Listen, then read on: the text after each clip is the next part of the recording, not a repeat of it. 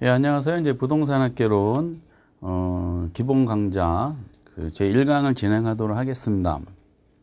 예, 기본서 가지고 이제 하는데요. 기본서가 굉장히 두꺼워요. 그래서 한 600페이지가 넘는데요. 그래서 요거를 이제 전부 다 암기하기가 힘드실 겁니다. 이해하는 것도 만만치 않은데, 처음에 하실 때는 이제 그래도 기본서를 전체적으로 한번 다 보시는 게 중요합니다. 기본서가 상대적으로 다른 출판사에 나온 것보다는 그래도 정리가 잘 돼 있어요. 그래서 여기를 전체적으로 이제 한번 쭉 보시는 게 왜 중요하냐면은 보실 때 한 두세 번 정도 보시는 게 중요합니다. 보시다 보면은 이런 부분에서는 이제 내가 접근하기가 용이하고 이렇게 나오면은 부담되는 부분이 분명히 생겨요. 그러면은 이게 이제 내가 시간 내에 전과목을 6과목을 다 하셔야 되다 보니까 효율적인 이제 점수를 맞기 위해서, 왜냐면 우리는 100점 맞을 필요가 없는 시험이기 때문에 그렇습니다. 그래서 내가 이제 결과적으로 만약에 이렇게 출제가 되면은 힘들다라는 부분을 여러분들이 판단하셔야 됩니다. 그래서 포기할 부분은 과감하게 포기하는 것도 필요합니다. 근데 어느 부분이 이제 본인한테 맞고 어느 부분이 해도 안 되는 부분이다라는 의사결정은 7월 달부터 하시면 되는데, 그런데 그 부분이 어느 부분이 할 수 있고 못하는 부분에 대해서 판단할 수 있으려면은 기본서 전체적인 내용을 이제 공부를 해 보셔야 됩니다. 그리고 이제 부동산학개론은 이제 학문이다 보니까 이게 쭉 연결해야 되는 부분들이 있어요. 그래서 앞에 거를 알아야지 뒤에 거를 맞출 수 있고, 이러한 연결성을 가지는 부분들이 분명히 존재합니다. 그런 부분에서 전체를 한번 쭉 살펴보는 게 중요하고요. 그리고 공부하실 때는 우리 중개사 시험의 이제 장점은 성인고시 성격이 매우 강합니다.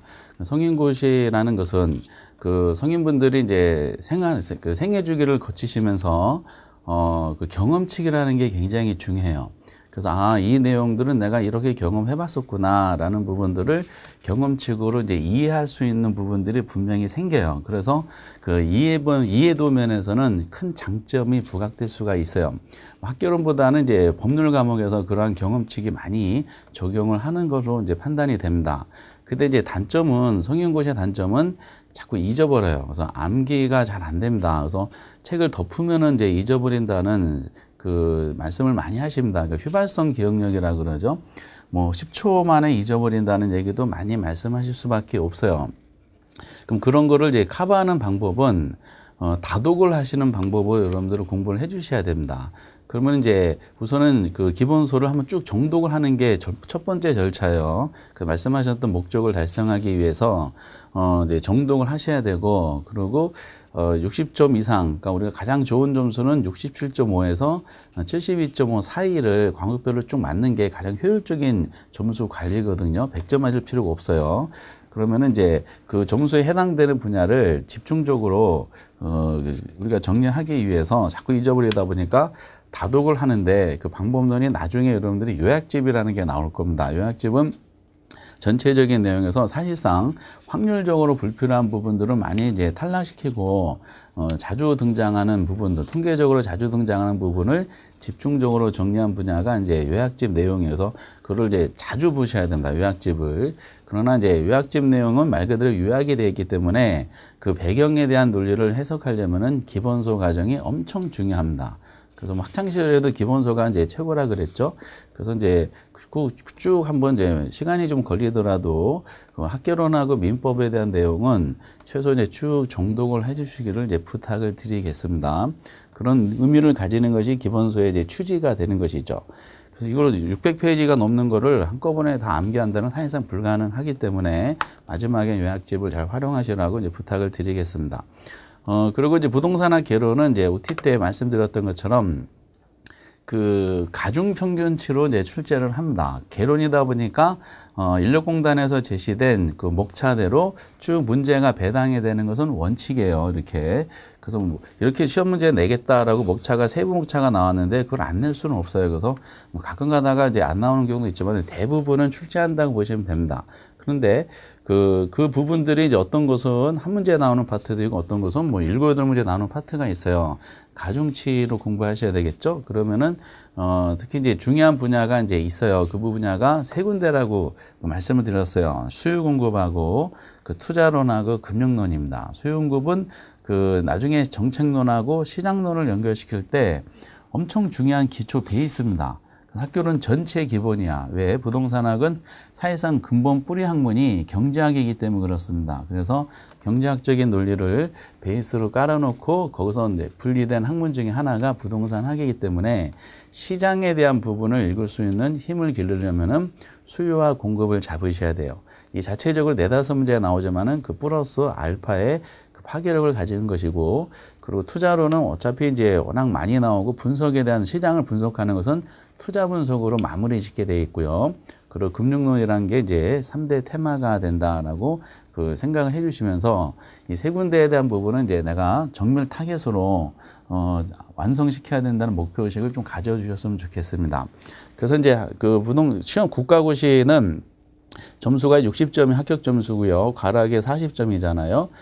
그런데 60점 맞으면 불안하니까 말씀드렸던 67.5에서 72.5에 대한 최종적인 점수를 달성할 목적으로 1년이라는 스케줄을 갖추시고 거기에 이제 계획적으로 공부를 해 주시기 바랍니다. 그 굉장히 중요한 내용입니다.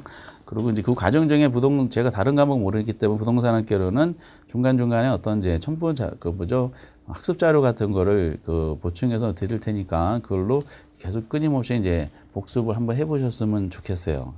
어쨌든 이제 학개론이라는 논리는 OT 때 전체적인 윤곽을 말씀드리긴 했지만은 좀 장기 레이스가 좀 필요하고 이해가 먼저 하셔야 되고 나중에 암기가 필요한 학문적인 그 과목의 성질이 있다는 것을 말씀드리면서 이제 제 1장을 이제 들어가도록 하겠습니다. 제 1장은 여러분들이 이제 5페이지부터 등장하는 주제가 있어요. 이게 부동산학의 총론이라고 목차가 나와 있어요. 부동산학의 총론. 요거 한 3문제 정도가 출제를 합니다. 뭐 그 이상 나오기는 좀 버거운 주제죠. 다른 부분이 이제 문항수 할당되다 보니까 3문제 이상은 조금 그 출제원들이 이제 좀 배제시키는 걸로 판단이 됩니다. 근데 무조건 다 맞아야 되는 주제가 되는 것이에요. 뭐 어쨌든 부동산 학이다 보니까 그 부동산 학에 대한 기본적인 용어들이 이제 쭉 설명이 될 수밖에 없습니다. 하나가 이제 목차가 여기 보면은 부동산 학이다 보니까 부동산 학이 뭐지라는 전반적인 이제 간단한 이해도 위주로 출제를 하는 분야가 있습니다. 최근 많이 설명됐는데 그렇게 많이 공부할 필요 없는 파트예요. 간단하게 뭐가 있습니다라고 전체적인 윤곽만 잡으시면 되고요. 그 안에서 출제는 주로 건드리는 거를 이제 터치하시면 될 것 같아요. 두 번째는 이제 부동산학에서의 이제 연구 대상물은 역시 부동산이잖아요. 그래서 부동산이 무슨 뜻이지라는 이 부동산의 개념이 참 많이 출제가 되고요. 그리고 부동산의 이제 분류가 나와요. 부동산의 분류를 하더라도 사실상 이제 대표적으로 논하는 것이 토지의 용어입니다. 물론 이제 가끔 가다가 그 건물의 중에서 주택에 대해서 분류가 나오는 경우가 있어요. 근데 그것은 공법 시간에 이제 주택법을 공부하시게 돼요. 주택법상에서 단독주택과 공동주택을 구분하는 부분들이 있어요. 그걸 제가 해드릴 수도 있지만 그게 공법 시간에 다뤄야 될 내용들입니다. 그래서 그 학개론에서는 그냥 전체적으로 공동주택에 뭐가 있고 단독주택은 뭐가 있는지 분류 체계만 정리해 주셔도 뭐 특별한 지장은 없을 것 같아요. 뭐 가끔 가다가 공법에 대한 세부적인 것이 이제 주택의 분류로 등장하긴 하지만은 그는 뭐 제가 할 수는 없는 상황이기 때문에 토지의 이제 용어 위주로 거의 한 95% 이상이 출제가 된다라고 판단하시 바랍니다. 지금 계속 출제가 되고 있고요. 그리고 이제 부동산의 특성이 이제 출제가 되죠. 이 부동산의 특성은 그 부동산학이 경제학으로부터 분리된 사실상의 근본적인 이유다라고 이제 판단할 수도 있어요. 그래서 이 부동산 특성은 거의 매년 출제된다라고 생각하셔야 됩니다. 그래서 3가지가 3대 테마고요.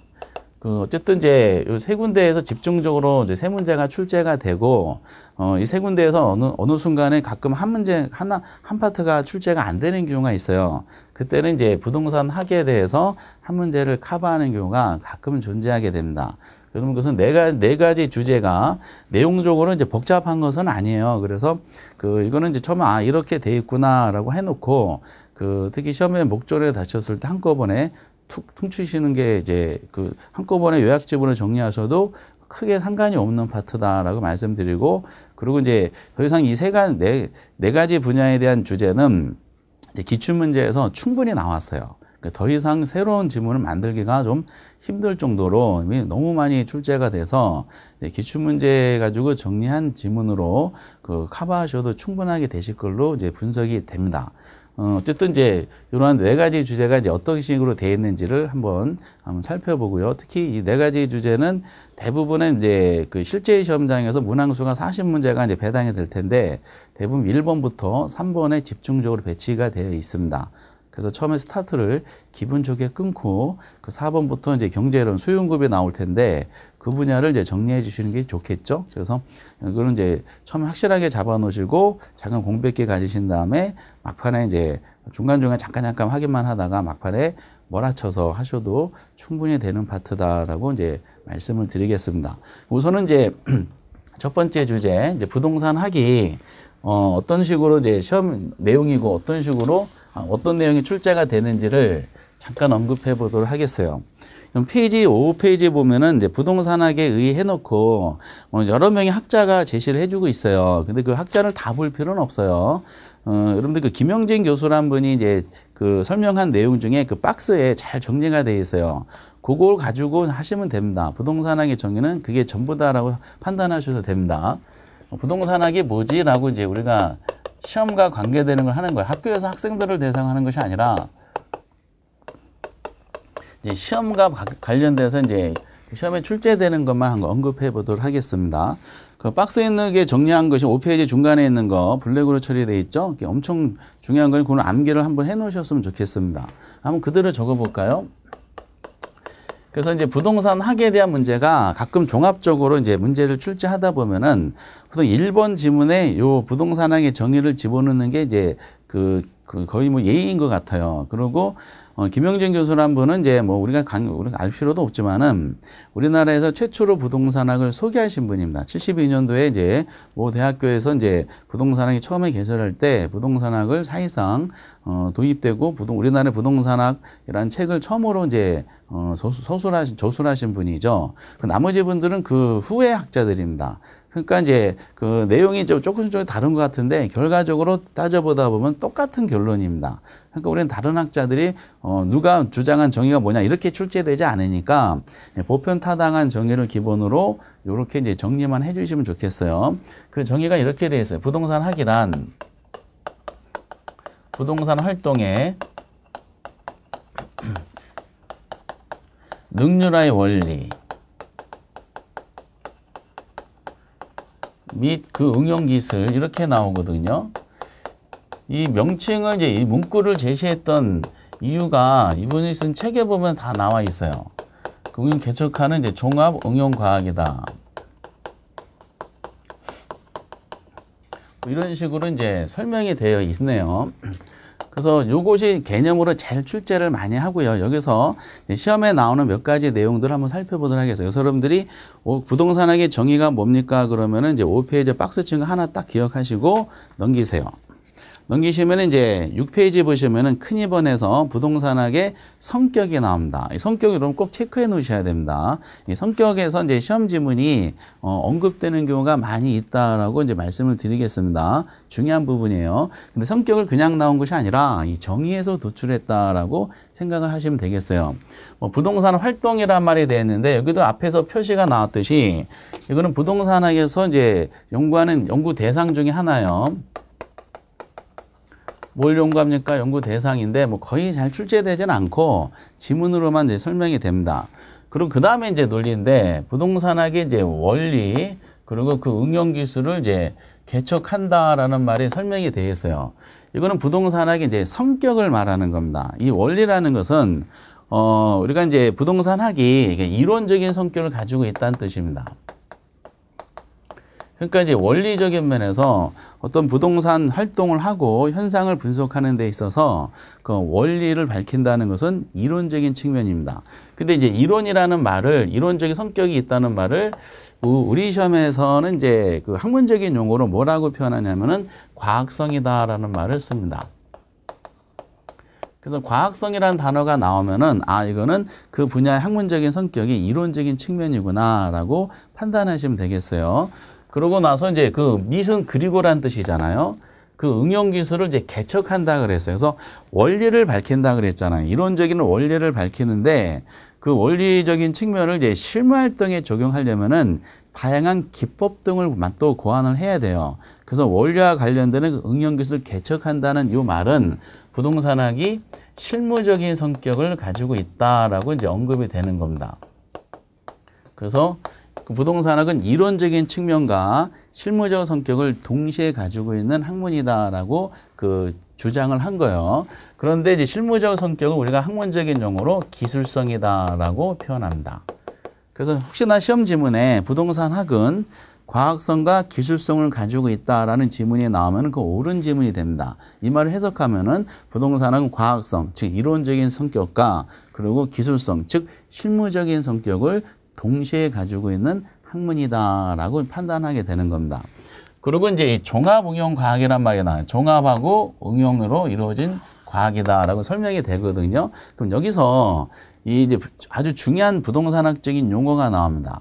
부동산학은 신생학문이었었어요. 20세기 초반에 나온 신생학문입니다. 그러면은 하나의 이제 신생학문이 학문으로서의 이제 독립된 이제 지위를 갖게 되려면은 어떤 이론적인 많은 이제 학문으로서 이제 그 탄생한 배경도 물론 있어야 되겠지만은 그 원리와 관련되는 다양한 이제 이론적인 측면을 고안해야 돼요. 근데 새로운 신생학문이 말 그대로 신생학문이다 보니까 뭐 새로운 이론을 새롭게 만들 수는 없어요. 그러면은 기존의 오랜 역사를 가지고 있었던 학문들이 있죠. 예를 들어서 뭐 법학이라든지 경제학이라든지 정치학, 철학, 사회학, 뭐 심리학, 뭐 각종 공학 등이 있죠. 토목고, 건축공학 이런 많은 학문들이 이뤄낸 성과들을 받아들일 수밖에 없어요. 이렇게 그래서 그 많은 학문이 이런 성과를 부동산학이 이제 차용했다는 겁니다. 다 합친 거야. 이거를 종합이다라고 얘기를 하게 되는 겁니다.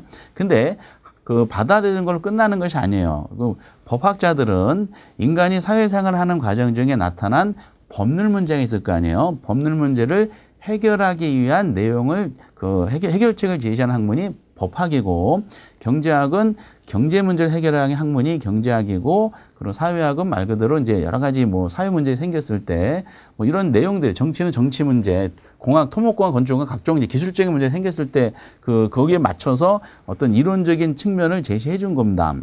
근데 부동산학은 시장에서 부동산 문제가 발생한 거예요. 부동산 문제를 해결하기 위해서 탄생한 학문이 부동산학입니다. 근데 법률 문제를 해결하기 위해서 법학이 나왔고 부동산 문제를 해결하기 위해서 부동산학이 나온 거예요. 근데 법학은 법률 문제를 해결하기 위해서 이론적인 책 구축한 거잖아요. 그러면은 법학의 이론의 성과를 부동산학이 차용을 할 때 탄생 근거가 다 학문적으로 탄생 근거가 다 배경이 다르다 보니까 그걸 종합을 하되 그대로 차용한 것이 아니라 부동산 문제를 해결하기 위해서 좀 수정을 했어요. 이게 수정했다는 말을 응용이다라고 얘기를 하게 됩니다. 결과적으로 부동산학은 다른 학문이 이런 성과를 다 취합을 했다, 다 받아들였다. 근데 이거를 부동산 문제 해결하기 위해서 약간 수정을 해서 이루어진 학문이다. 이거를 종합 응용과학이란 말로 멋있게 쓴 거야. 근데 속된 말로 하면 부동산학은 결국 짜집기란 뜻이야. 기존의 학문들이 이런 성과를 종합을 해서 응용했다는 것은 기존 학문에 대한 필요한 것만 짜집기 했다는 뜻이에요. 근데 시험 문제에 짜집기 했다는 말이 나올 수는 없잖아요. 저도 부동산학을 전공했지만은 이게 이제 다른 학문의 성과를 다 취합하다 보니까 부동산학을 논하는 것이 아니라 다른 학문을 공부하는데 다른 학문들에 대한 많이 공부했고요. 그거를 이제 우리는 부동산 문제에 맞춰서 필요한 것만 이렇게 해서 응용해서 이루어진 학문이죠. 그런데 이제 여기서 중요한 단어를 만들었어요. 이게 시험에 전체적인 이제 부동산학기를 읽으실 때 기초 용어가 되는데 결국 다른 학문 다 종합을 했네.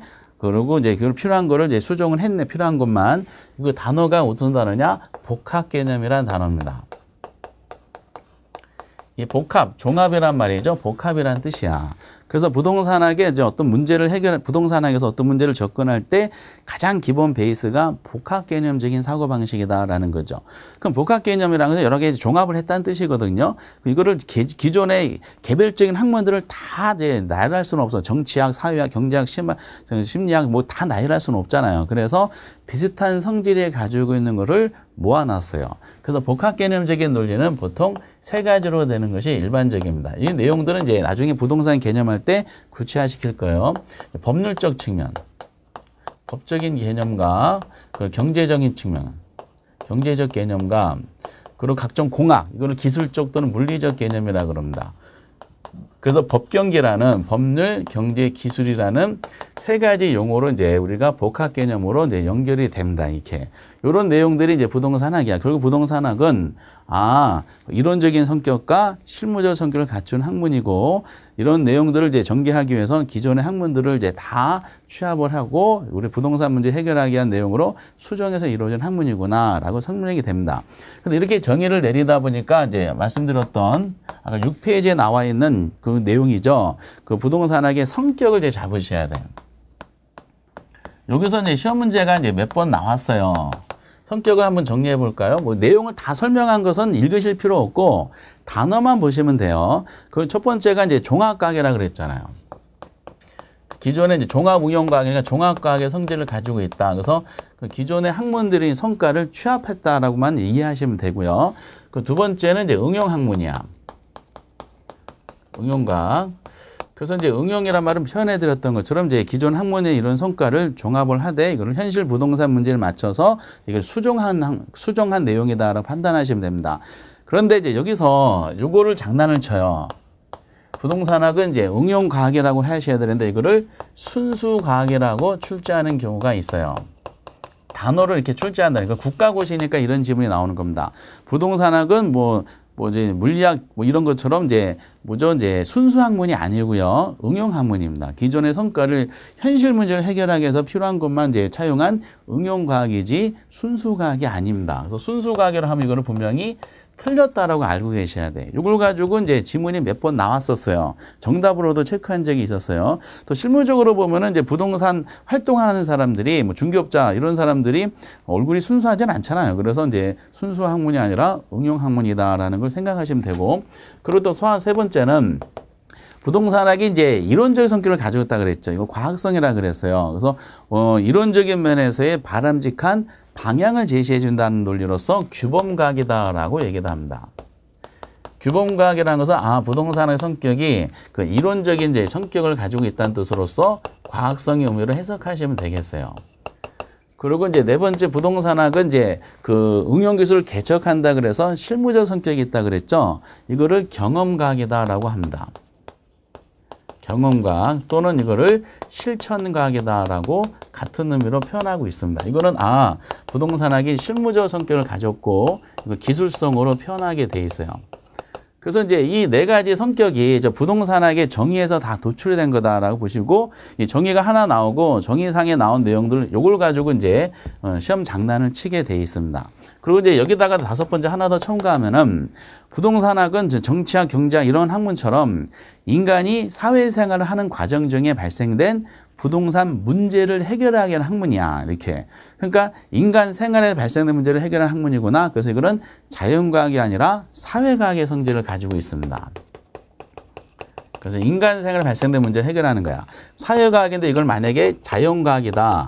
해가 뜨고 달이 뜨고 날씨 추워지고 이런 걸 논하는 것이 아니죠. 자연과학이라 그러면 틀리게 되는 겁니다.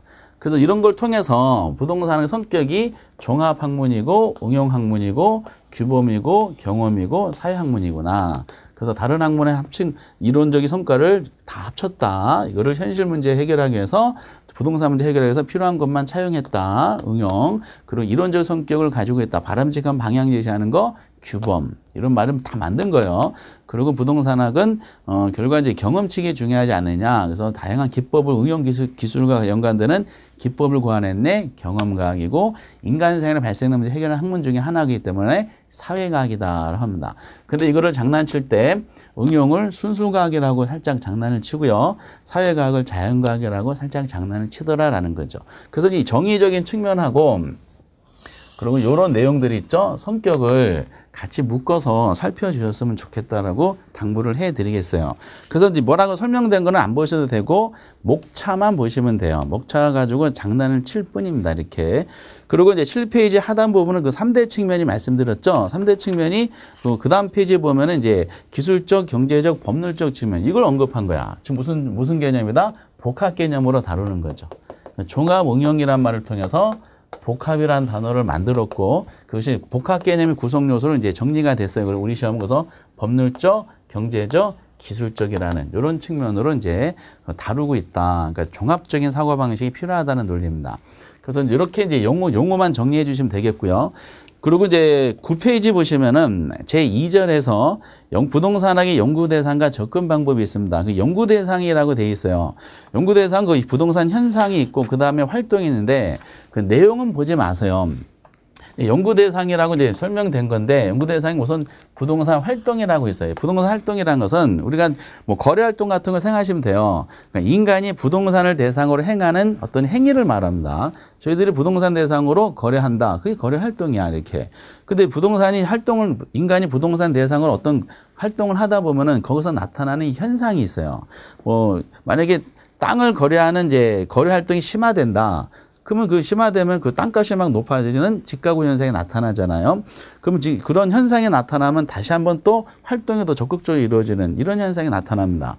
그래서 연구 대상이라는 것이 뭡니까라는 목차 하나 잡으시고 그것이 부동산 활동이라는 거하고 그 부동산 현상이라는 게 있다. 이것만 이해하시면 돼요. 다른 건 내지는 않습니다. 다시 말씀드리면은 부동산 연구 대상이 뭡니까? 그럼 부동산 활동과 부동산 현상이다. 라고만 이제 생각하시면 돼요. 여기다가 이 부동산 활동과 현상을 둘러싼 부동산 환경을 이제 설명하는 학자도 일부가 있어요. 근데 우리 시험은 그냥 부동산학의 연구 대상은 부동산 활동과 부동산 현상이다. 라고만 아시면 되고요. 구체적인 활동과 구체적인 현상에 대해서 우리 시험에서 중요한 활동과 현상은 나중에 본문에 들어가면 다 개별적인 내용으로 이제 하나의 주제를 삼아서 내용을 전개하고 있을 겁니다. 그러다 보니까 그냥 앞에서는 그냥 활동과 현상이다라고만 정리해 주시면 되겠습니다. 그리고 이제 그 다음에 그 정도만 하시면 충분하고요. 그리고 10페이지 보면은 부동산학의 접근 방법이라고 돼 있어요. 이 논리는 이제 바로 접근 방법 또는 연구 방법이거든요. 부동산학이 이제 어떤 접근 방법, 연구 방법 다 같은 말입니다. 그러다 보니까 이제 부동산학이 하나의 이제 그 학문으로 정립이 되고, 그리고 부동산 시장에서 어떤 부동산 문제가 발생했어요. 그럼 그걸 어떤 문제인지 인식을 하고 거기에 대해 여러 가지 대책을 마련해야 될 거 아니에요. 그러면 이거를 연구하는 방법, 부동산 학에 대해 연구하는 방법 또는 접근 방법 이렇게 설명이 돼요. 많은 게 책에 나열되어 있어요. 다 보실 필요가 없어요. 필요한 것만 차용하시면 됩니다. 여러분 연구 방법은 어차피 우리 책에 나온 것은 기본서다 보니까 부동산학이 탄생할 때부터 나온 역사적인 연역적인 측면의 연구 방법을 쭉 나열한 거야. 근데 이미 학문적인 독립된 체제로 정립이 된 요 시점에서는 과거에 하나의 독립된 학문으로 정립하기 위해서 발생했던 이제 과도기적인 연구 방법은 우리가 보실 필요는 없어요. 딱 여러분 두 가지만 보시면 됩니다. 가끔가다 연구 방법, 즉 접근 방법은 출제가 돼요. 거기 보면 이제 분산식, 중점식, 종합식, 법제도적 형태, 현상, 의사결정 7개나 되네요. 딱 두 가지만 보시면 돼. 먼저 하나가 3번에 종합식 접근 방법은 알아두셔야 됩니다. 이것이 이제 주로 나와요. 종합식 접근 방법. 그러니까 부동산학은 어떻게 연구합니까? 말 그대로 종합적인 사고방식으로 접근하라. 근데 이제 내용상으로 보면은 거기 이제 접근 방법 오른쪽 맨 밑에 10페이지 하단부에 설명이 되어 있죠? 뭐라고 쭉 설명하다가 뭐 시스템적 사고 다 필요 없는 내용이고요. 그리고 이제 거기 동그라미 1번을 꼭 알아두세요. 동그라미 1번이 시험에 나오는 것입니다. 그 개념만 나오니까 부동산을 이제 기술적, 경제적, 법률적 무슨 측면이야? 복합 개념입니다. 그래서 종합식 접근 방법에 대해서 설명할 때는 반드시 복합 개념이라는 단어를 집어넣어야 돼요. 이거 안 집어넣고는 종합식 접근 방법에 대한 내용이 완성이 안 됩니다. 복합 개념적인 측면으로 부동산 문제를 이제 해결하기 위해서 접근하는 방법이다라고만 동그라미 1번은 꼭 체크해 주시기 바랍니다. 그러니까 이렇게 연결시키면 돼요. 부동산학은 이제 종합응용과학이라 그랬죠. 그래서 부동산학적인 용어인 복합 개념을 만들었어요. 그 복합 개념적인 사고 방식으로 부동산 문제를 해결하기 접근하는 방법이 이게 종합식 접근 방법이다라는 겁니다. 장단점도 책에 옛날에 나온 게 설명이 됐는데 다 필요 없고 그냥 종합식 접근 방법이란 반드시 무슨 단어가 들어간다고요? 복합 개념적인 사고 방식으로 부동산 문제를 해결하기 위한 접근 원리다라고만 아시면 됩니다. 그리고 밑에 뭐 법제도죠, 뭐 다 이제 필요 없고요. 그 다음 페이지 보시면은 의사결정 접근 방법이 있어요. 이건 소구식 개념이 도입되면서 우리가 부각이 된 연구 방법 중 하나예요. 부동산 문제가 생기는 가장 결정적인 이유가 뭔가 따져봤더니 보통 인간들은 본인의 이윤을 극대화하기 위해서 다양한 의사결정을 하잖아요. 근데 의사결정이 잘못된다는 거야. 잘못된 의사결정이 일어나면 결국 부동산 문제가 자기한테 불이익도 가져다주고 그래서 심화되지 않느냐. 그래서 합리적인 의사결정을 해주기 위한 연구 방법에 대한 논리가 부각이 되기 시작했어요. 그래서 그거와 연관되는 이제 분야가 나중에 뭐 투자라든지 이런 것들이 개별적인 분야로 굉장히 각광받게 됩니다. 그래서 의사결정 접근 방법만 보시면 되는데 거기 이제 의사결정 접근 방법 해놓고 그 첫 번째하고 두 번째 줄만 기억하시면 돼. 인간은 이제 합리적인 존재고 특히 이윤을 극대화. 요 말이 꼭 들어갑니다. 이윤 극대화. 합리적인 의사결정과 관계되는 내용이다라는 겁니다. 그래서 이제 여기다가 종합식 접근 방법하고 의사결정 접근 방법. 요 두 개만 이제 공부하시면 되실 것 같아요. 뭐 앞에서 에너지 쏟을 필요가 없으니까 의사결정 접근 방법도 항상 뭐가 나온다고요? 본인의 이윤을 극대화. 이렇게 아마 내용이 정리가 될 겁니다. 그래서 종합식 접근 방법은 복합개념이라는 단어가 꼭 등장하면서 내용을 전개해야 되고 의사결정 방법은 이윤을 극대화하기 위한 합리적인 의사결정 과정에 대한 논리다라는 식으로 요거를만 이제 요 단어하고 의사결정 요것만 기억하시면 됩니다. 다른 건 보지 마세요. 그리고 이제 밑에 건 다 사실상 요즘에 안 나오더라고요. 그래서 다 이제 보충학습도 보충하지 마세요. 다 필요가 없어. 그러고 나서 이제 13페이지에 보시면은 그 부동산학의 이제 이념이라고 돼 있어요. 근데 이념이 그 미국식 책 그대로 뺏긴 건데 그러지 마시고 우리가 이제 나중에 보면은 이게 독립된 문제로 나오는 건 아닙니다. 어느 학문이든지 이념이 있습니다. 이렇게 법학교론 봐도 법학 이념, 경제학도 경제학 이념 이렇게 돼 있어요. 근데 거기 뭐 합법성, 효율성, 성분 이렇게 되는데 다 무시하시고 딱 두 가지만 보시면 돼. 우리가 이제 이념이라고 할 땐 중요한 게 효율성과 형평성이 부동산학에서 다루는 이념이다라고만 아시면 되고요. 그렇다 해서 효율성이 뭐고 형평성이 뭐라는 거를 독립된 문제를 출제되지는 않을 거예요.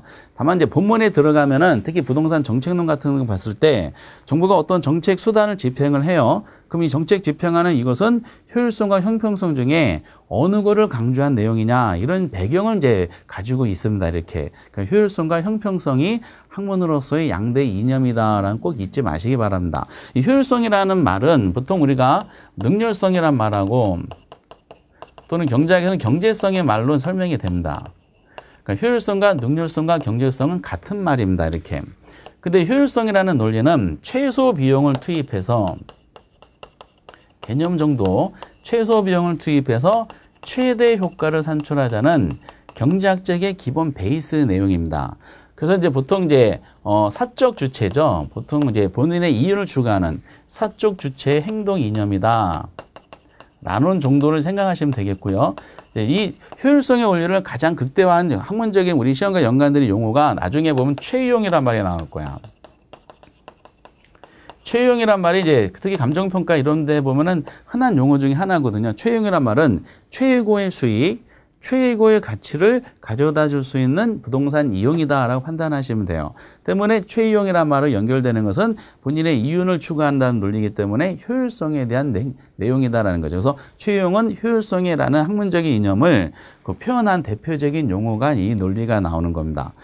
그리고 형평성이라는 논리를 보통 이제 뭐 공정성이라든지 이렇게 많이 표현을 해요. 같은 이제 비슷한 말이 쓰는데 이거는 이제 그 경제학에서는 주로 효율성의 원리를 강조하다 보니까 이 이제 가진 자는 많이 가져가 약자는 적게 가져가는 이 소득의 뭐 불공평한 분배 뭐 이런 내용들이 발생할 수밖에 없어요. 그러니까 빈부격차가 발생하거든요. 그래서 형평성의 원리는 더불어 살자는 논리입니다. 형평성은 한 사람이 다 가져가면 자원이 불공평하게 배분되니까 더불어 살자. 그래서 이제 이 부분이 이제 뭐 이렇게 시험이 되지는 않겠지만 분배와 연관되는 거죠. 분배 이렇게 그 나중에 이제 이거는 이제 형평성의 원리는 사적 주체한테는 기대할 수가 없어요. 보통 저희들은 본인의 이윤을 추구하지 남을 위해서 본인의 경제 활동을 하지는 않을 거 아니에요. 그래서 이거는 이제 형평성을 사실상 추구할 수 있는 주체는 약자하고 강자, 특히 약자를 배려할 수 있는 그 파워를 가지고 있는 정부 등이죠. 그래서 공적 주체 행동 이념입니다. 공적 주체의 행동 이념이라고 이제 그래서 나중에 부동산 정책론 들어가시다 보면은 약자를 배려한다는 정책 수단을 할 때는 그 배경이 형평성이다라는 말로 설명이 됩니다. 이렇게 주로 형평성과 연관되는 가장 대표적인 용어도 아마 소득 재분배와 관련되는 정책이죠. 그래서 뭐 복지를 강조하는 이런 논리가 다 형평성을 논하는 겁니다. 그래서 이렇게 이제 두 가지가 효율성과 형평성이라는 두 가지가 이제 부동산학적인 이념인데 보통 이제 인간에 맡기면 효율성을 추구하거든요. 그래서 요거를 견제하는 논리가 효율성을 견제하는 논리로 탄생한 것이 형평성이다라는 거죠. 때문에 효율성과 형평성은 뭐 조화라기보다는 갈등에 대한 단어가 더 흔한 용어가 되게 돼 있어요. 그래서 그 효율성, 형평성 책에 대한 내용은 전혀 읽으실 건 없고요. 이런 배경을 가지고 있고 나중에 이제 필요한 부분에서 이제 이걸 언급할 내용입니다. 그럼 그 다음에 보면은 14페이지 부동산학의 지도 이념 보지 마세요. 필요 없어요. 보지 마시고 맨 밑에 3번 있어요. 부동산학에서 추가하는 요거는 여러분들 체크해 주셔야 돼요. 14페이지에 맨 밑에 3번 부동산학에 추가하는 거. 요거는 부동산학 입장에 따르는 거니까 체크하셔야 돼. 그 표현이 어떻게 돼 있냐면은 부동산학은 해놓고 두 번째 줄에 최우선 가치는 효율성이다. 요거 하나 체크하셔야 돼. 역시 부동산은 경제학에서 나온 논리이기 때문에 역시 최우선 가치는 효율성이 될 수밖에 없습니다. 본인의 이윤을 극대화하는 논리니까. 요 부분이 의사결정하고도 연관성이 있습니다. 그거 하나 두 번째 줄 체크하시고 효율성의 동그라미 치시고 특히 동그라미 이런 번 볼까요? 민간 부분이라고 한정해 주셨어요. 그럼 사적 주체잖아. 민간 부분. 그러면 민간 한정할 때는 뭐를 강조하겠어요? 효율성을 중시하겠지. 그렇죠. 효율성. 민간 한정 이렇게 해놓은 민간 부분에 줄을 치시고 효율성의 동그라미. 그런데 바로 연결시켜 보세요. 사회 전체야. 사회 전체를 이제 줄을 치시면 돼요. 사회 전체라 그래서 그 사회 전체라 그러면은 강자도 있지만은 역시 경쟁에서 패배할 수밖에 없는 약자도 있어요. 그렇죠. 그러면 약자를 배려하려면은 효율성 가지고는 안 돼. 약자를 이제 먹어버리는 것이 이제 효율성 원리이기 때문에 그때는 모두 같이 강조한다. 형평성도 강조하는 겁니다. 그래서 민간 부분 줄치시고 효율성 동그라미 사회 전체적으로 줄치시고 그때는 효율성뿐만 아니라 모두 강조한다. 형평성도 중요시 된다. 그거를 줄치시면 되겠어요. 그리고 이제 밑에 동그라미는 안 보셔도 되고요. 그 정도만 출제를 합니다. 그러니까 민간은 효율성, 사회 전체는 두 가지 다 중요. 이렇게 판단하시면 되고. 그리고 이제 그 15페이지 보면은 이제 제4절에서 부동산 활동이라고 뭐라고 설명이 되어 있어요. 그러니까 여러분들 여기까지 우선 정리하셔야 돼. 개념 쭉 나왔어요. 개념을 통해서 요건 시험에 이제 자주 나오는 문구입니다. 개념을 통해서 저런 성격상에서 나오고 성격에서도 이제 말장난 들어가고 연구 방법 책에 많이 설명됐지만 두 개 복합 개념을 접근하는 거 종합 접근 방법. 이윤 극대화를 추구하게 나온 거 의사결정 접근 방법. 그리고 여기는 이제 종종 언급이 되고요. 그리고 이념 효율과 형평이다. 뭐 단독은 내지는 않는다. 그러놓고 이제 이런 것이 있다. 그리고 부동산학의 이제 연구 대상으로 활동과 현상을 드는 게 보통이다. 여기까지만 정리하시면 돼요. 그러고 나서 이제 15페이지 내용은 이제 별도의 내용이야. 그럼 아까 부동산 활동이 연구 대상이라 그랬잖아요. 이 활동에 대한 설명이 약간 언급이 돼 있어요. 활동은 이제 인간이 부동산 대상으로 전개한 여러 가지 행위다라는 걸 참고하신 다음에 그 주체가 설명이 되어 있어요. 공적 주체가 누구고 사적 주체 누구라는 것은 상식적으로 알고 계실 거예요. 요즘은 그 잘 내지도 않아요. 공적 주체는 말 그대로 형평성을 이제 추구할 수 있는 주체로서 국가, 지자체 등이 해당되겠죠. 국가, 지자체, 각종 공사. 그럼 사적 주체는 뭐겠어요? 개인이라든지 아니면 민간 기업이라든지 이렇게 될 거야. 조합이라든지 당연한 말이 되는 겁니다. 요건 나중에 이제 부동산 개발론에서 좀 필요한 내용이긴 합니다.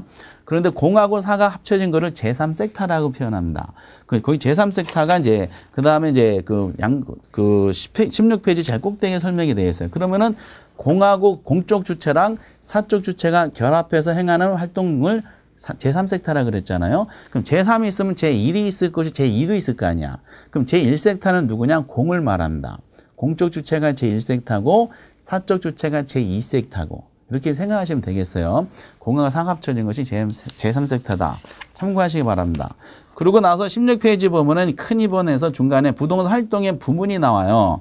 그래서 뭐라고 설명 다 보지 마세요. 특종인식에 나온 거 다 보지 마시고 17페이지는 부동산 활동의 분류라 그래서 누가 어떤 학자 어떻게 분류했다고 나옵니다. 다 보지 마세요. 17페이지는 전혀 안 보셔도 돼. 그러고 나서 이제 18페이지에 보시면은 거기 부동산 활동의 속성이라는 게 있어요. 여기 있는 게 가끔 나와. 책이 너무 많이 설명됐는데 필요한 거 몇 개만 아시면 돼. 한 10가지 성질이 되어 있습니다. 지금부터 이제 활동에 대해서 약간 한번 논해 보도록 하겠어요. 여러분들 부동산 활동에 대한 질문은 그 옛날에 이제 20회 중반에 한번 나왔던 기출문제가 있는데 그것만 정리하시면 돼요. 그럼 부동산 활동. 1번 아까 2번, 3번. 부동산 활동의 분류 다 필요 없고 활동의 성격. 이것이 이제 돼 있어요. 근데 이제 활동의 성격을 보면은 이제 단어가 이제 순서대로가 의미가 있는데 과학성과 기술성의 성질을 가지고 있다라고 출발이 됩니다. 이건 아까 부동산의 정의하고 일맥상통해요. 부동산의 정의는 능률화 원리, 응용을 개척한다 이렇게 나왔잖아요. 그러니까 능률화 원리가 이론이고 응용을 개척한다는 것이 실무라 그랬잖아요. 그래서 이거를 이론과 실무가 겸비된 거네. 그래서 과학성과 기술성 이렇게 표현했거든요. 결국 이 말도 무슨 뜻이냐면은 저희들이 이제 부동산 활동을 행하는 그 성격을 가만히 보면은 그 활동은 이제 이론적인 성격과 실무적 성격을 동시에 가졌다라는 걸로 언급이 되는 겁니다. 그래서 과학성과 기술성이란 말은 학문적인 용어고요. 아, 이론과 실무가 겸비된 활동이구나 라고 배경을 깔아주시면 됩니다. 이거를 만약에 시험 문제에 부동산학은 이론적인 면에서는 기술성을, 실무적인 면에서는 과학성을 띠고 있다. 그러면은 틀린 지문이 됩니다. 그렇게 나올 수도 있는 내용이에요. 그럼 결국 부동산 활동하는 사람들은 이론과 실무가 겸비된 사람이잖아. 그 첫 번째 과학성과 기술성을 통해서 부동산 활동의 성격 중에 세 번째 성질이 나옵니다. 세 번째 성질은 오른쪽 19페이지에 보면 3번에 전문성이라는 게 나와요. 그래서 이제 이 전문성이 이제 첫 번째에서 등장한 거다. 그리고 책에 보면 전문성을 구분하는 게 1차, 2차, 3차가 있거든요. 보지 마세요. 보지 마시고 그냥 부동산 활동은 전문적인 활동이다. 거기서 끝내시면 돼. 두 번째는 부동산학은 이제 사회성과 공공성 및 사익성을 가지고 있다라고 설명이 되어 있어요. 이 표현은 이제 사익성이란 말은 무슨 말인지 이해되시죠? 본인의 이익을 추구하는 논리고 사회성과 공공성은 우리가 이제 공익성이다라고 표현할 수가 있어요. 그래서 공익과 사회적인 사익성, 공익성과 사익성을 동시에 가지고 있다. 이게 두 번째 성질입니다. 거기 번호 2번이 이제 18페이지 하단부에 설명이 되어 있어요. 그리고 밑에 뭐라고 설명된 것은 전혀 필요 없어요. 이렇게 이제 기억하시면 돼. 근데 이 중에서 어느 거를 강조하냐면은 부동산 활동은 이제 사적 주체 활동이 일반적이다 보니까 요게 특히 강조되는 겁니다. 요것이 이제 이게 중시되는 이게 주된 활동이야. 사적 주체가 주된 활동이니까 이게 주된 활동인데 강조를 하면 주된 활동. 다만 이제 사익성을 추구하다 보면 이제 약간 효율성과 연관되는 사고방식이다 보니까 여러 가지 이제 분배적인 문제가 생겨요. 그래서 요거를 이제 견제하기 위해서 사회 공공성이 이제 등장한 거다라고 보시면 되겠어요. 근데 여기서 네 번째 성질이 나옵니다. 사회 공공성을 강조한다 그랬잖아. 근데 공익성이다라고 생각하면 이게 굉장히 추상적인 용어야. 공익성을 강조하기 위한 행동 강령으로 나온 게 네 번째 성질이 있어요. 그게 윤리성이다라는 겁니다. 그 첫 번째 성질에서 성격에서 세 번째 전문성의 성질이 나오고 두 번째 사회 공공성 사익성에서 요거를 이제 이게 주된 활동이다 보니까 견제하기 위한 논리로서 공익적인 측면이 가정합니다. 그래서 지나친 사회 활동을 하다 보면 반칙행위가 일어나요. 그 반칙행위를 벌칙을 가하게 되는 근거가 공익성인데 너무 추상적이다 보니까 행동 강령으로 윤리성이라는 게 나옵니다. 이렇게. 그 윤리성에 대한 논리가 19페이지 4번 맨 밑에 이제 설명이 되어 있어요. 뭐라고 설명한 내용은 다 보실 필요가 없고, 그 맨 밑에 보시면은 이제 그 19페이지 밑에서 두 번째 줄에 보면은 거래 당사자나 부동산 서비스업에 종사하는 자는 윤리적으로 행동해야 된다. 요건 체크하셔야 돼. 그러니까 부동산 활동하는 사람들은 윤리적으로 행동할 필요가 있다. 그래서 우리 법률에 보면은 중개사법과 관련되는 거, 그리고 감정평가와 관련되는 법률에 보면 거기 윤리 조항이 있습니다. 그래서 윤리조항을 어기면은 벌칙을 가할 수 있는 근거를 마련하게 되어 있습니다. 그래서 그 윤리적으로 행동해야 된다라는 걸 체크하시기 줄만 쳐주시면 되고요. 그 다음에 보면은 이제 그 20페이지 꼭대기 보시면 윤리성의 종류가 나온 경우가 있어요. 그럼 윤리성이라는데 여기 윤리성이 뭐가 있느냐 했을 때 아주 오래전에 한번 출제된 적이 있습니다. 12회 때인가 아마 그럴 거예요. 윤리성의 종류가 고용윤리, 조직윤리, 서비스윤리, 공중윤리라 해서 고조, 소공이라 그래요. 근데 이제 고용윤리란 말은 업자하고 종업원 간에 준수해야 될 윤리적 사항이고, 조직은 업자하고 업자 간에 준수해야 될 윤리적 사항이고, 서비스는 업자랑 의뢰인 간, 얘는 일반 공중 간에 준수해야 될 윤리적 사항이야. 뭐 다 보실 필요는 없고요. 요거 고용윤리하고 조직윤리만 구분하시면 되실 것 같다. 혹시나 해가지고 거의 출제될 가능성이 힘들지만은 고용윤리는 조직 내부 간에 준수해야 될 윤리적 사항이고요. 조직윤리는 조직 외부 구성원 간에 준수해야 될 윤리적 사항이다. 이 정도만 아시면 되실 것 같아요. 그러니까 윤리성에 대해서 논할 때는 얘는 어느 걸 배경으로 한다? 사회 공공성이라는 즉 공익성을 배경으로 나온 게 뭐다? 윤리성이다. 그러니까 부동산 업자라든지 부동산 거래 당사자들은 윤리성을 갖출 필요가 있다. 요거 하나랑 그 윤리성의 종류가 고조, 소공이 있는데 고용과 조직만 구별하면 돼요.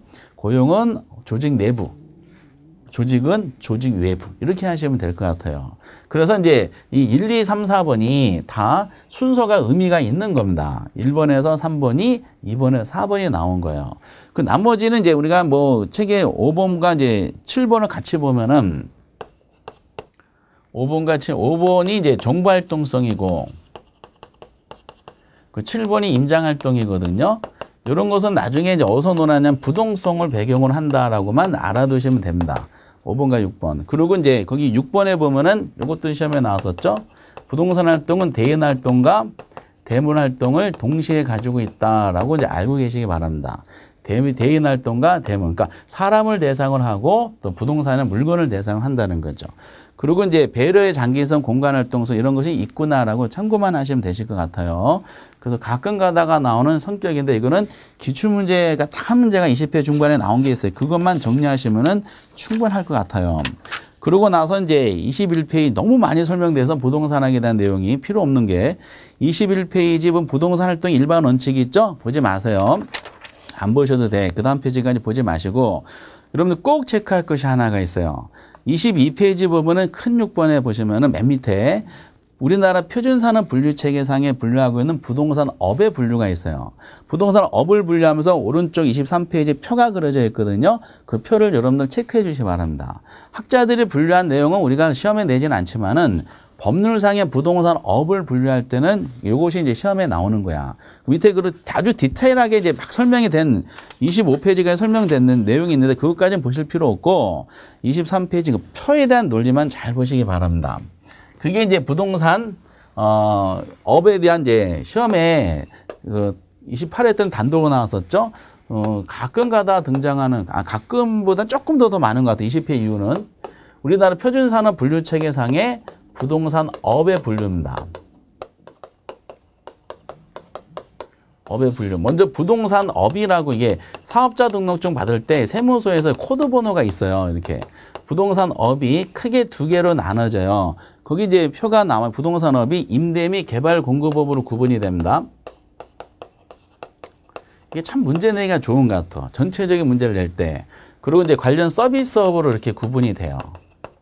임대 개발금 다시 또 구분이 돼요. 부동산 임대업하고 개발 공급업으로 이제 하고 서비스업이 가만히 보시면은 여기 서비스업 관리업이 있어요. 그리고 중개 거기 뭐라고 돼 있죠? 중개 자문 감정평가 이렇게 돼 있습니다. 감정평가. 이런 식으로 이제 언급이 돼요. 그런데 그 다음에 요거를 꼭 체크하세요. 세불량목인데 임대 개발 공급업에서 임대업은 주거용 부동산 임대업하고 비주거용 부동산 임대업, 기타 부동산 임대업으로 구분이 돼요. 그리고 개발 공급업도 주거용 개발 공급업, 비주거용, 기타 이렇게 구분이 돼요. 이렇게. 그러니까 주거, 비, 기타. 그러니까 주비기, 주비기야. 근데 관리업을 한번 보실래요? 관리업은 주거용 부동산하고 비주거용으로 구분이 됩니다. 뭐가 없어요? 기타가 없어. 주비기, 주비기, 주비야. 이렇게. 그리고 중개 및 자문 및 감정평가업이 있는데 요거는 세 가지로 구성이 되어 있어요. 부동산 중개 및 대리업이 있고요. 그리고 부동산 투자 자문업이야. 투자 자문업. 부동산 투자업이라고 하면 틀려요. 부동산 투자 자문업입니다. 그리고 감정평가 이렇게 이제 세부적으로 나눠져 있습니다. 그래서 이제 먼저 그 부동산업이 크게 이렇게 나눠지기지만은 그 임대 개발 공급을 이렇게 해놓고 주비기 요거 체크하시고 서비스업은 관리하고 중개 이렇게 구분이 되는데 관리는 주비. 먼저 큰 틀로 구분하신 다음에 관리는 주비기 그리고 이제 주비 여기만 기타가 있습니다. 그리고 이제 중개 자문 감정평가 3개, 중개 및 대리, 투자 자문업입니다. 투자업 하면 틀리다 그랬어요. 감정평가 이렇게 하시면 될 것 같아요. 그래서 그 정도는 보시면 되고 23페이지 하단부에 세부적으로 우리 법에 규정된 것은 다 아실 필요가 없습니다. 이게 25페이지까지야. 엄청나게 내용이 많은 것 같은데 결국 아무것도 아닙니다. 다시 마지막으로 정리해보면 공부하실 거 먼저 부동산학에 아까 책에 나와 있던 이 개념 꼭 기억해 주시고 꼭 기억하시고 그 다음에 이제 이론과 실무적 성격 복합 개념 아까 복합 개념이 있었죠? 복합 개념 논리로서 성격 이거 꼭 알아두시고 장난치는 것은 이런 단어를 장난친다는 거 그리고 이제 이건 내용이고 그 다음에 이제 그러니까 연구 방법 접근 방법이죠. 복합 개념으로 접근하는 거 종합식 그리고 이용 극대화 추구하는 거 의사결정 2가지만 보시면 됩니다. 그리고 부동산학에 아까 이념이 있었죠. 효율과 형평성이라는 것이 이런 의미를 가지고 있다라고 판단한 다음에 그 민간 부분은 효율성 중시, 사회 전체는 효율성, 형평성 둘 다 중시. 이렇게 이제 생각하시면 돼요. 부동산학에서는 뭘 강조한다? 이렇게 이거 이런 가지를 이제 어쨌든 민간 효율, 사회 전체 효율성과 형평성 중시. 그리고 이제 연구 대상으로서 부동산 활동이 있는데 활동과 현상이 있는데 활동에 대한 성격 이거. 성격이 이제 이렇게 순서가 약간의 의미가 가지고 있더라. 그러놓고 이제 우리나라 표준산업 분류체계상의 요거는 종종 나옵니다. 이렇게 부동산업에 대한 분류. 20회 이후로는 아마 부동산업이 이 성격과 더불어서 제일 많이 출제된 내용이다라고 생각하시면 되겠어요. 그러니까 이렇게 양은 많은데 한 문제에 나올까 말까 굉장히 불확실한 부분입니다. 그러니까 다 보지 마시고 요거를 제가 판사해드린 내용이 아마 다 정리가 돼서 필요한 것만 요약집에 구성이 돼 있을 겁니다. 그럼 나중에 부동산학에 대해서는 요약집상에 나온 것만 보셔도 충분하다라고 말씀을 드리겠고요. 그래서 이거는 이제 뭐 반반이에요, 반반. 올해 작년에는 이제 29회 때는 나올 가능성이 굉장히 희박했는데, 근데 이제 30회 때는 조금 가능성이 생겨서 반반이다라고 판단하시고, 그 다음부터가 이제 우리가 본질적으로 거의 매년 출제되는 주제 3가지가 이제 약간 뭐 목차 적어드는 데 있겠죠. 부동산 개념, 토지 용어, 토지 부동산 특성 3가지에 대해서 이제 구체적으로 한번 살펴보도록 하겠습니다. 여기까지가 부동산 학이에요. 너무 많이 하지 마시라 그랬습니다. 필요한 것만 보시면 됩니다. 여기까지 하고 여러분들 아주 중요한 파트인 30페이지 부동산 개념에 대한 논리는 다음 시간에 한번 정리해 보도록 하겠어요. 여러분들 대단히 수고하셨습니다. 감사합니다.